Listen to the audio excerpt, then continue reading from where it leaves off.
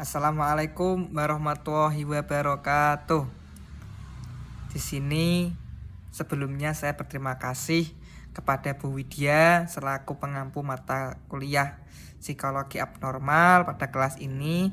Sebelumnya nama saya yaitu Ahmad Ibtu Hasan Ubaidillah, NIM 43040220148. Jadi di sini saya akan menerangkan sedikit tentang adiksi game. Jadi sebelumnya teknologi semakin lama akan semakin berkembang pesat. Jadi dalam dunia pergaman itu semakin besar juga.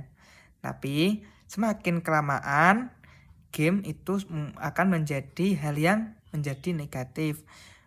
Karena sebelumnya pun game itu memiliki daya yang menarik. Seperti kalau dalam Mobile Legends itu ada yang nama skin, ada yang nama cara bermain yang berbeda. Dan game-game sekarang pun bisa merajalela ke kalangan remaja sampai dewasa maupun anak kecil gitu. Dan masalah game ini bisa mempengaruhi kondisi fisik, kondisi psikologis, dan kondisi lain-lain juga.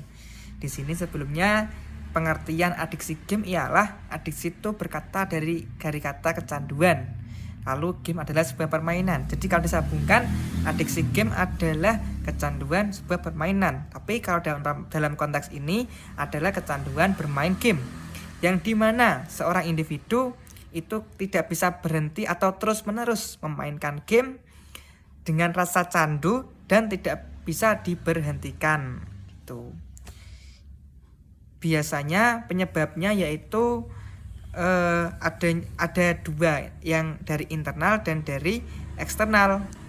Faktor internal seperti rasa bosan, rasa malas, atau ada depresi, itu akan memicu seseorang untuk bermain game. Lalu sedangkan faktor eksternal itu biasanya dipengaruhi oleh lingkungan. Biasanya teman-temannya main game, akhirnya kita menjadi kecanduan game. Atau melihat game bagus, kita menjadi terfomo. Ya, itu menjadi faktor eksternal yang bisa menjadikan kita sering bermain game. Lalu dampaknya apa aja sih? Dampaknya ada 5 aspek. Yaitu yang pertama ada dampak fisik, kurang tidur, akhirnya mudah marah, mudah ngambek, dan lain-lain. Lalu ada kondisi fisik yaitu mudah cemas, merasa jika tidak bermain game akan merasa menjadi bingung, menjadi was-was. Yaitu ada yang ketiga, yaitu akademik. Jadi orang yang bermain game itu semakin jarang untuk belajar.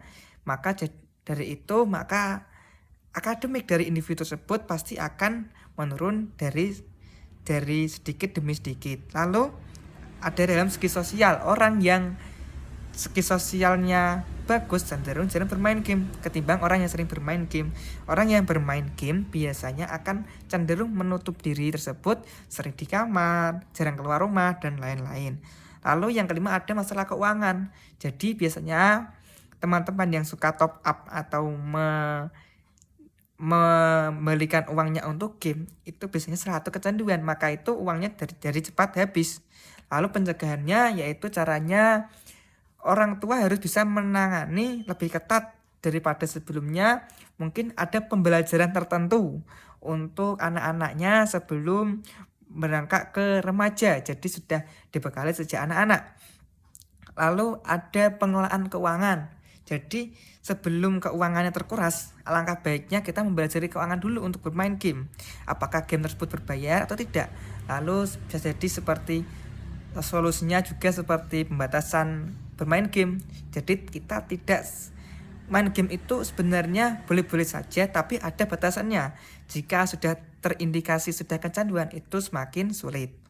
Sekian, terima kasih. Assalamualaikum warahmatullahi wabarakatuh.